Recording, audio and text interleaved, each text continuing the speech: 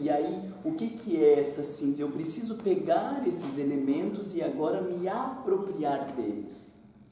Acho importante isso que a Joana fala do quando alguém pergunta, porque às vezes alguém nos pergunta um conceito e você vai ter que entender.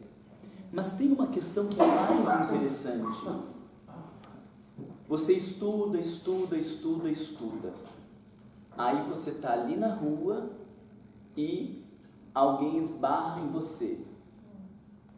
Isso agora é a vida te perguntando. Entende? Você estuda, agora teu filho morreu, cometeu suicídio. Isso é agora a vida te perguntando, e aí, como que fica? Então tem as pessoas perguntando pra gente, às vezes porque elas querem saber, alguma pessoa que não seja da nossa religião, mas a vida está perguntando pra gente o tempo inteiro. Você foi mandado embora do teu emprego, aí vem uma pergunta, e agora? O que faz quando é mandado embora do emprego? Vocês entendem? Se a gente não tem essas sínteses, o que a gente vai ter para oferecer nesse momento de provação? A mesma coisa que a gente sempre fez. Então a gente está no centro espírita, a gente está estudando doutrina espírita, mas na hora das provações da vida, a gente continua fazendo a mesma presepada de sempre. A forma como a gente apresenta a doutrina já vai direcionando para um aspecto ou para outro. Vai estimular uma coisa ou outra, né? E infelizmente a nossa forma ainda é muito intelectualizada, né? Eu não sei se a gente vai ter tempo de trabalhar esse texto, porque depende de como a gente vai caminhando, mas aquele último capítulo da Gênese, chamado São Chegados os Tempos, ele é uma leitura obrigatória para todos nós que trabalhamos no Centro Espírita. E a minha proposta para vocês é você ler aquele capítulo como Kardec falando para você a respeito do teu trabalho, dos teus compromissos e do que você tem para fazer. E um dos pontos mais marcantes para mim naquele texto é isso que ele fala, que a gente desenvolve muito o intelecto, mas ainda não consegue trabalhar a dimensão moral. Então a gente fica no intelecto, mas não entende o que é ir para essa dimensão moral. Porque quando eu digo tem que perdoar é intelectual. Tem que ser feliz. Tá triste, tem que sorrir, tem que buscar o melhor, tem que olhar para cima, não olha para, né, busca isso é tudo intelectual. O nosso movimento espírita é quase todo intelectualizado. A hora que chega esse tema moral, a gente não sabe o que é. Eu vou tentar trazer ainda alguns elementos aqui para ir ajudando vocês, mas a gente não sabe o que é o aspecto moral.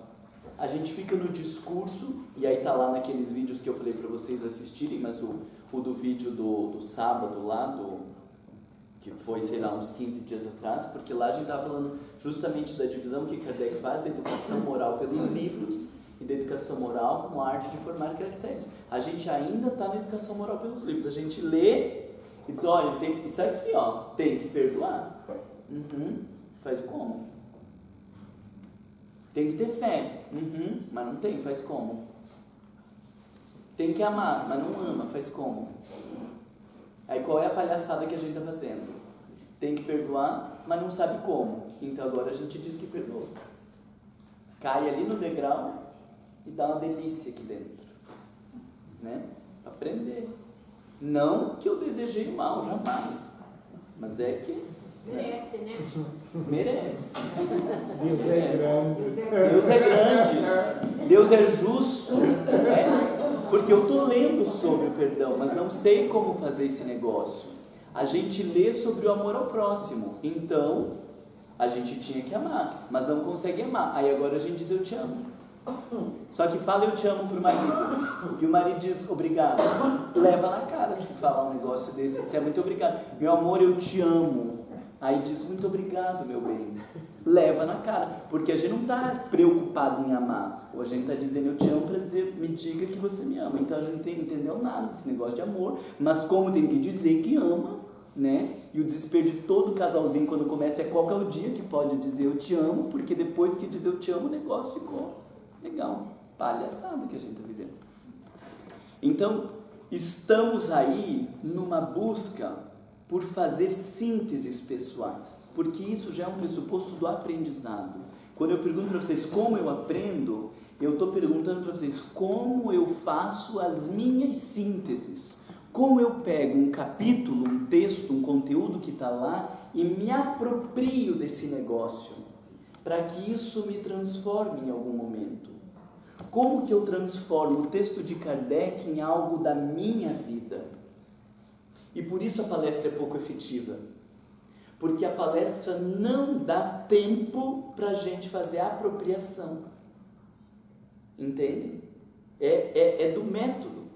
Se nas palestras, por exemplo, nós fizéssemos meia hora de palestra e depois a outra meia hora fosse conversando em pequenos grupos sobre qual a importância desse tema para a sua vida, o aprendizado seria muito mais efetivo, porque a gente arrumou um tempo para parar e pensar sobre aquilo. Nossa, mas o que é mesmo que falou? Aí um vai falar, não sei o que, eu vou me apropriar desse negócio, e aí com certeza, na mesma uma hora, vai ter menos conteúdo, mas muito mais aprendizado.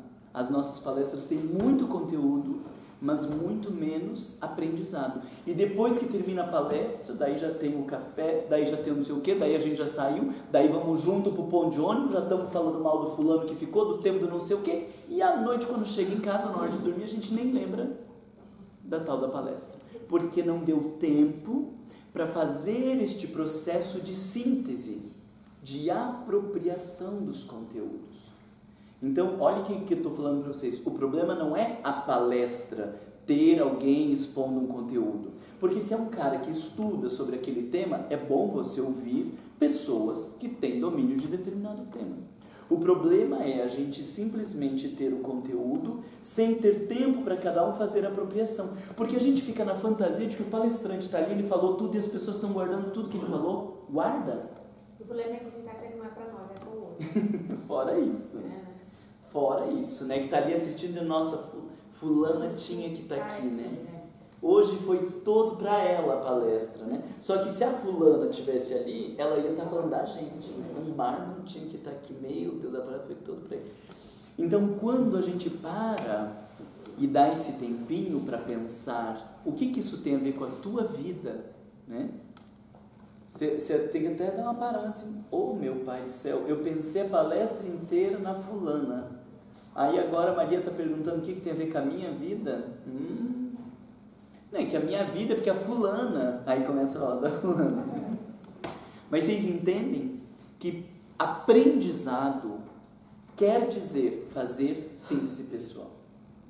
Eu aprendi um conteúdo, o que quer dizer? Ele estava lá fora e eu consegui me apropriar dele e transformar em algo meu. Se eu não consigo me apropriar e transformar em algo meu, como nós chamamos esse processo? Memorização. Para memorizar, você não precisa fazer síntese. Você precisa ter uma boa memória. E aí que está o problema, a gente confunde ter uma boa memória e ser inteligente. Exato. Não é a mesma coisa. Mas como a boa memória não pressupõe a síntese, na hora que chega a provação da vida, eu não consigo entender o caminho do comportamento. Eu consigo, porque eu tenho todos os conteúdos, olhar para a vida dos outros, nossa, olha o que fulana está fazendo, ó Beltrano, ó isso, porque eu tenho conteúdo para julgar a vida de todo mundo. Mas na hora que chega o desafio e que eu preciso ter a minha síntese pessoal para dizer, gente, nesse momento agora o que eu preciso mesmo é baixar a crista, eu preciso agora é perdoar, agora é o meu grande desafio. Na hora que eu preciso fazer a minha síntese pessoal, a gente não tem. Porque no máximo o que a gente fez foi memorizar.